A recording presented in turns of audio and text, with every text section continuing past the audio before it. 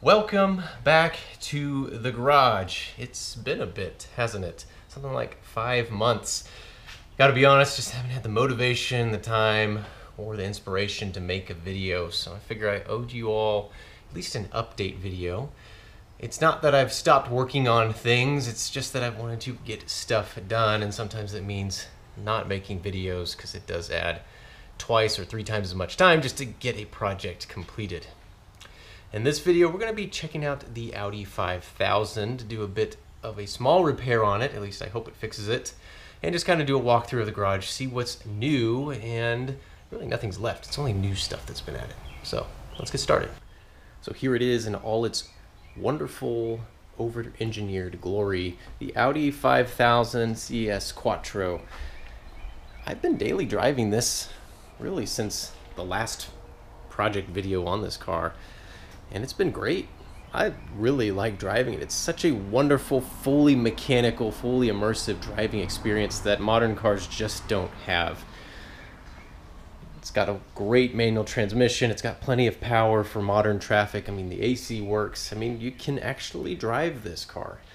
It's just wonderful to just kind of cruise around town, and even on the highway, it does well. So I've put maybe around 2,500 miles since I bought it, which doesn't sound like a lot, but I don't really go very far anywhere. I don't commute very far, so it's been doing well. I've had to do a couple little small fixes here and there, the most recent of which was the passenger rear brake caliper started leaking.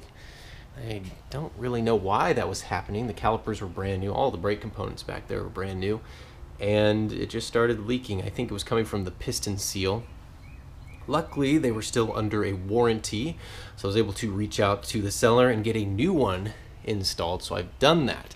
But as part of bleeding the brake system again, it caused another problem.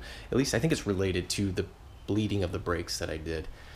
And it's now it flashes this brake warning light on the dashboard, which I believe is related to the hydraulic pressurized system for the brakes, which is all tied into the power steering system as well. I think something about the way we bled the brakes. You can't just use like a pressure bleeder system that goes on the reservoir like I've used on a lot of other vehicles. You can't use like a vacuum system on the actual caliper itself. It's not able to get rid of all the air pockets that way. So you have to get a friend in the driver's seat to actually push the brake pedal. I think something about pushing that brake pedal popped a seal or something somewhere in that hydraulic system. So I think I have the fix. Let's pop the hood and see if we can locate my hypothesis here. Excuse the mountain bike. This is one of my newly acquired hobbies, kind of getting back into mountain biking a little bit. I've got too many hobbies.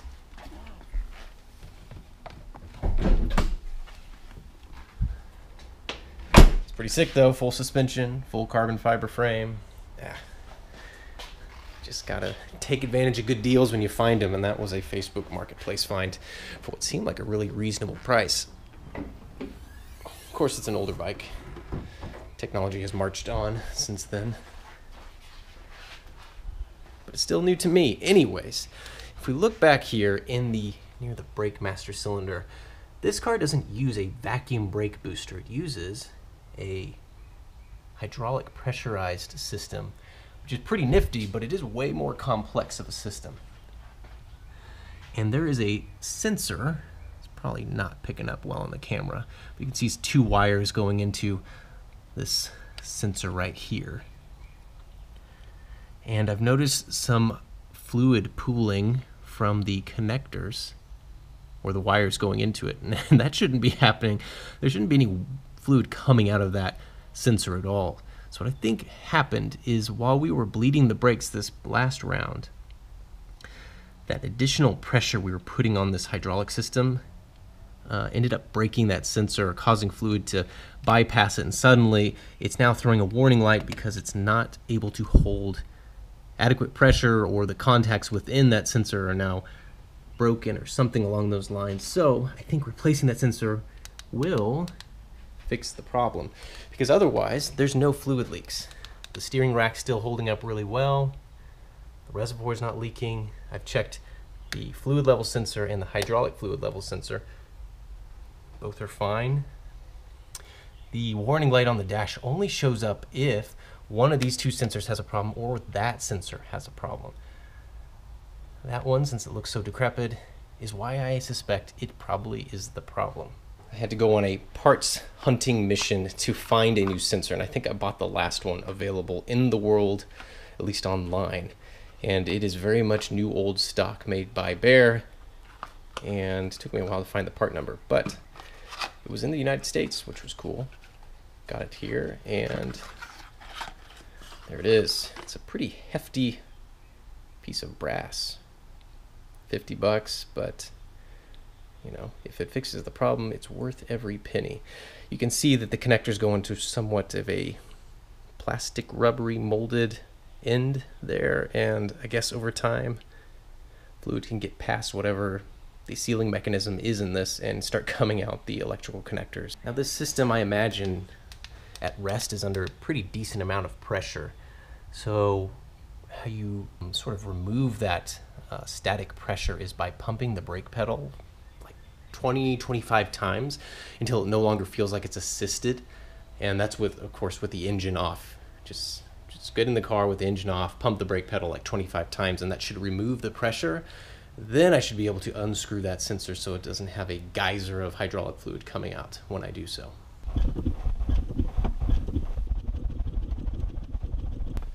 All right, that feels a lot stiffer. So I think that has depleted all of the pressure from the brake bomb or accumulator.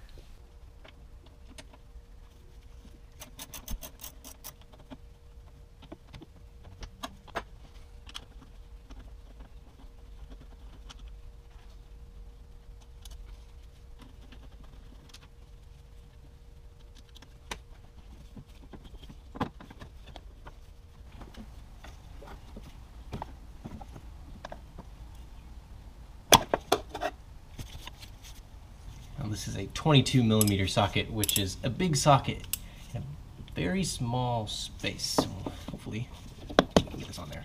There we go. Right down here, there's going to be some leakage.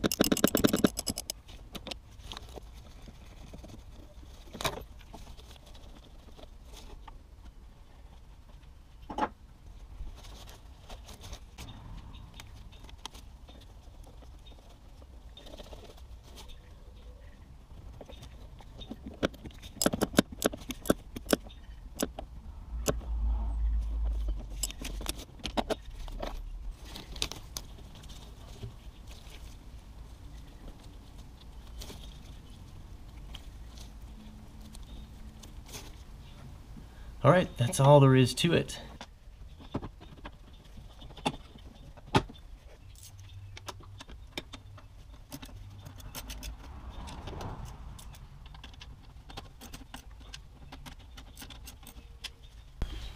All right, let's see if that's improved our luck.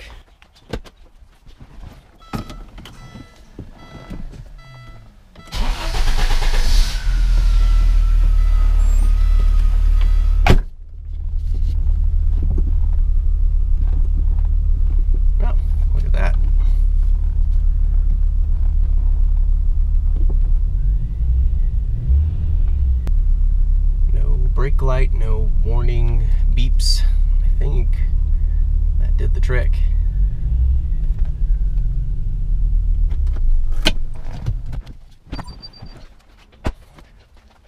And those type of things are just what you have to be used to if you're going to be daily driving an older vehicle like this. Small little sensor type components eventually just give out, and you just hope that you can still find them. You very well might be buying the very last one available. So that's not the only thing I've fixed over the past 6 or 7 months since I last did an update on the Audi 5000. No, I wish, but again, as you start driving it, it starts to unveil other problems with usability, which I've gone ahead and addressed already. The first one, which might surprise most of the viewers of this project, is I had to redo the timing belt and water pump. And that's because the water pump started squealing. You would let off the gas, and as it came back down to idle, it would make this kind of like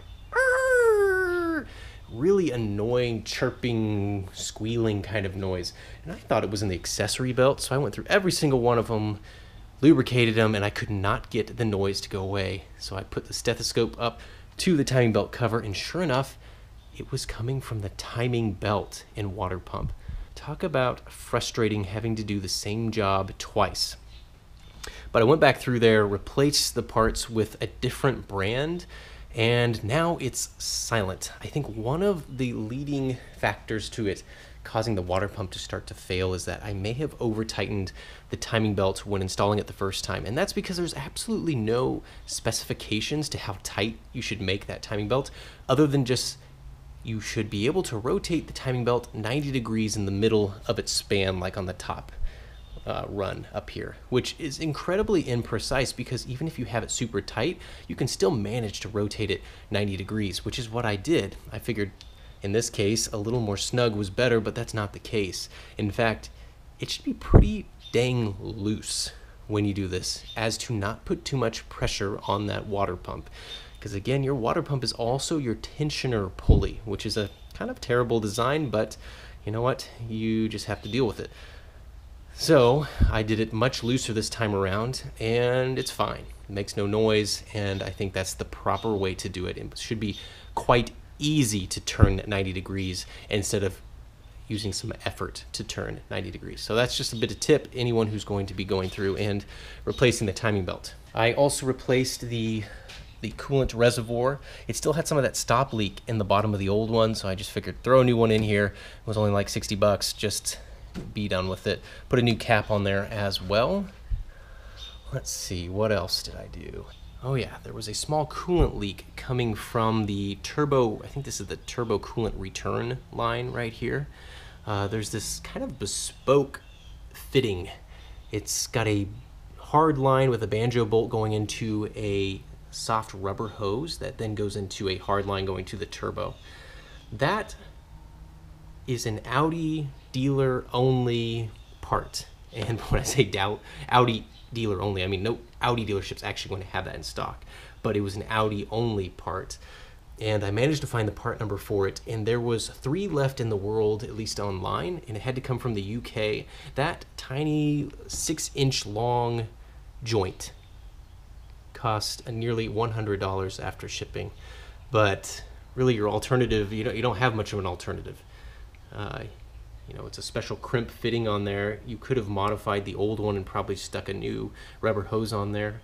But if you have an opportunity to put it back original and do it right, always go for that option, even if it costs a little bit more money, because it'll put your mind at ease that it won't have problems in the future. So that has been replaced. I'm trying to think. I don't think there was anything else I really had to do, at least nothing mentionable. I mean, I've washed it plenty of times, had to clean the interior a few more times, but you know, it's just a good old car that you just have to keep on top of. You have to be in tune with it because it's always going to have something cropping up. It's just the way it's going to be for a 36-year-old car. That's just the name of the game, especially if you plan on daily driving it. But otherwise, it's been great. Mechanically, it's been great. Get a lot of thumbs up in traffic. Most people don't care at all when they see this, but occasionally you'll come across a true enthusiast that knows, they might not know what it is, but they know that they haven't seen one.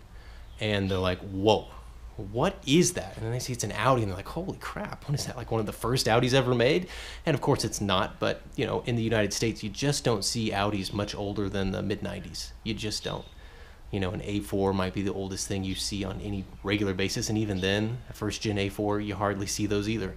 So yeah, it really is unique. It probably is, you know, honestly, one of the rarest cars in my area. Granted, that doesn't mean anything. Just because there's lower numbers, it doesn't cost very much, so people don't really care that much.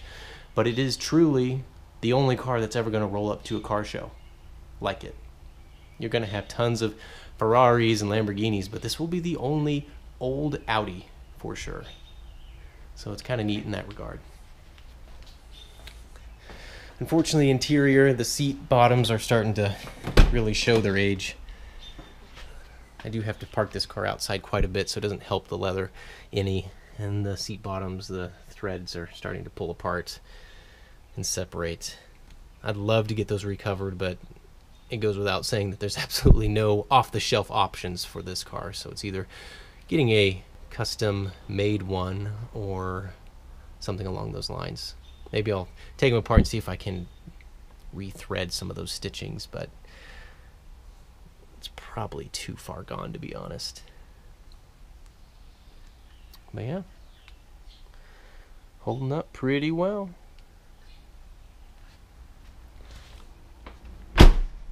So that's the update on the Audi 5000. There's a few more things going on in this garage that have changed since the last video, so let's go through the list. I still have the gorgeous Ducati 1198S. I've done one track day this summer so far on it, and it performed wonderfully. I really like this bike. It's just at home on a track for sure. I've got another track day scheduled in a couple weeks, and I'll try to get some video of that. It's just always a good time to kind of let loose out on a track with a bike like that. Next we have the Vespa 50 Special. I've had this for a long time. I've never done a specific video on it. It always shows up in the background. And recently the engine has decided to die. I was really proud of it. I was like, man, this is all original. It just keeps chugging along. And I go to start it one time thinking it just had bad fuel. It wouldn't start. So I go through it, put new fuel in it. It starts up once and then it never starts again. I checked the compression and it is sitting at 60 psi. So that alone is the problem with it. Just low compression. It just doesn't have enough compression to start anymore. It should be sitting definitely over 100 psi, probably closer to 120, 130 psi. So we're gonna have to find a new, at least cylinder and piston and cylinder head kit for it. Maybe bump the cc's past the 50 cc mark, maybe get closer to 100 cc. Problem is, you start doing that, it's a slippery slope. And suddenly now the brakes are inadequate, and the clutch is inadequate, and now the suspension's inadequate, and you know, it gets quite expensive. Suddenly your cheap old vintage Vespa becomes a $3,000 to $4,000 motorcycle. So I'm still on the fence on what to do with that.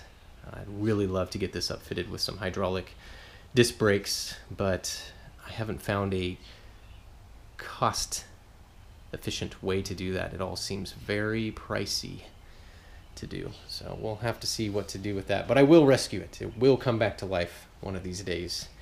My BMW R1200 RT, love this bike. It's just a great all-arounder.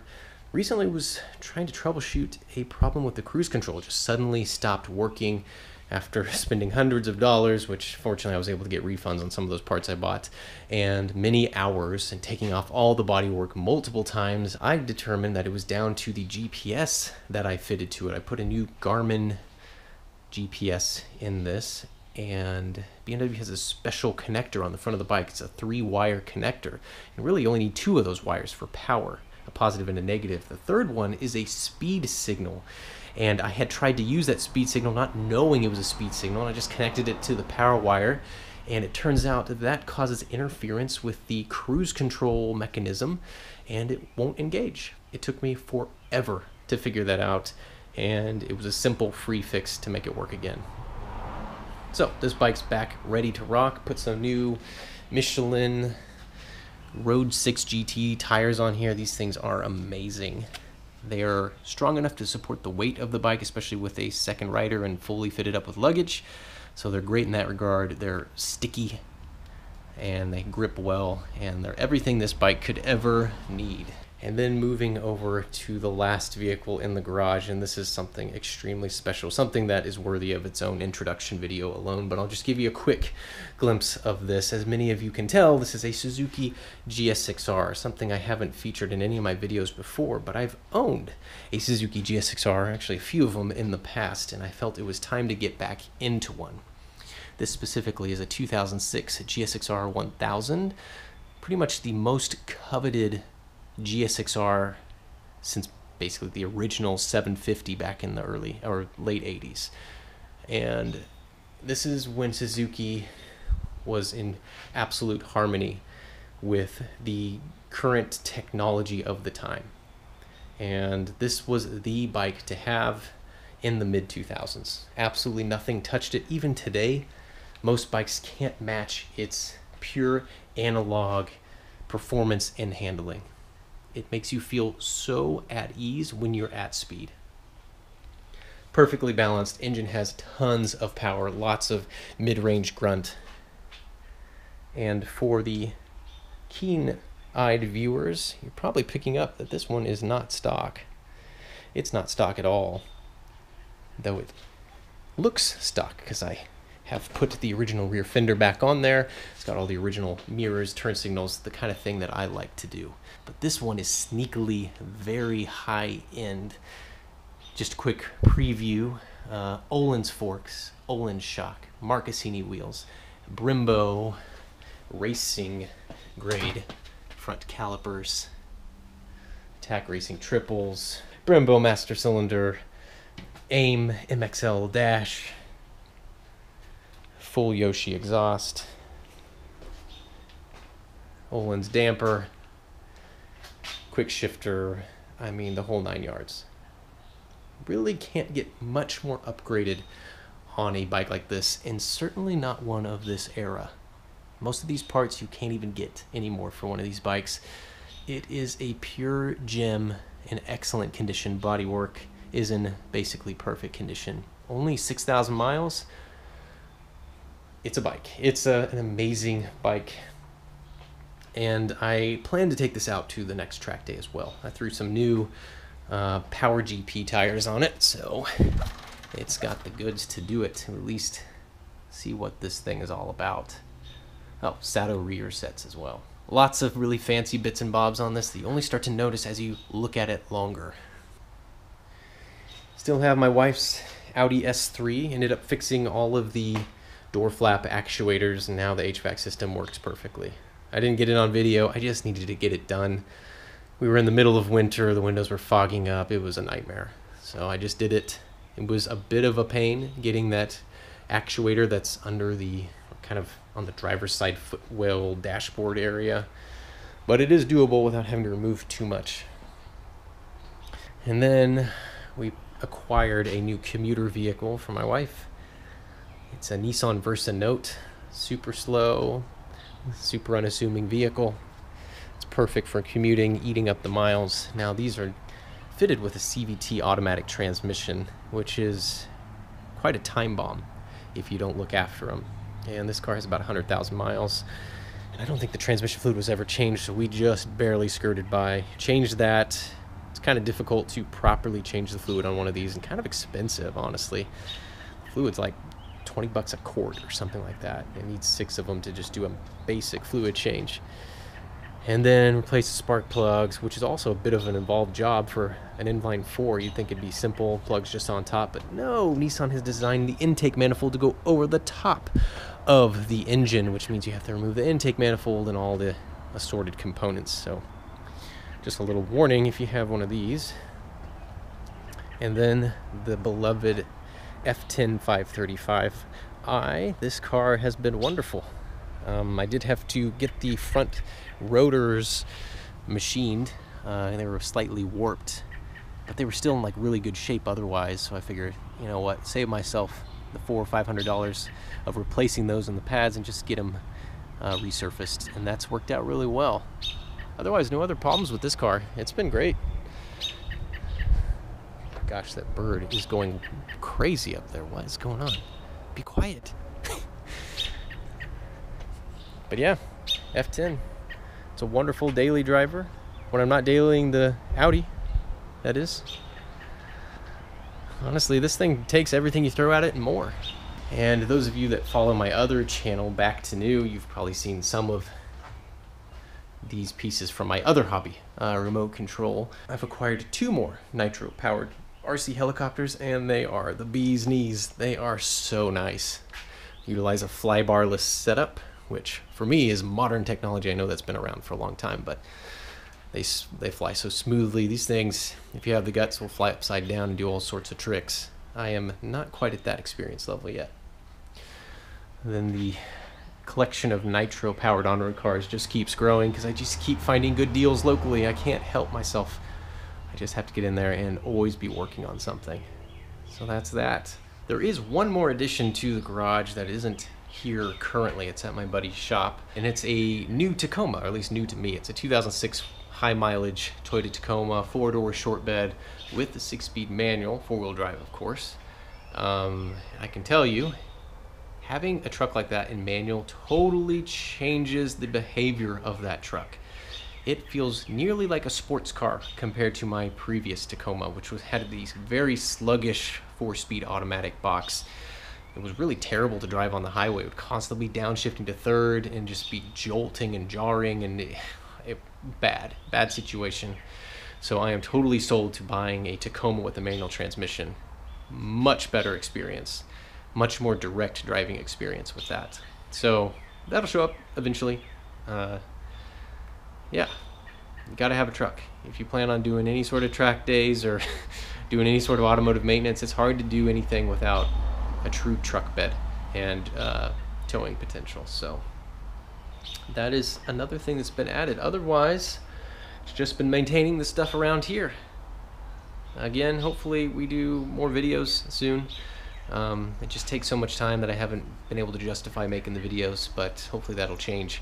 Anyway, thanks so much for watching. Hope you guys enjoyed the update video, and we'll see you all again next time.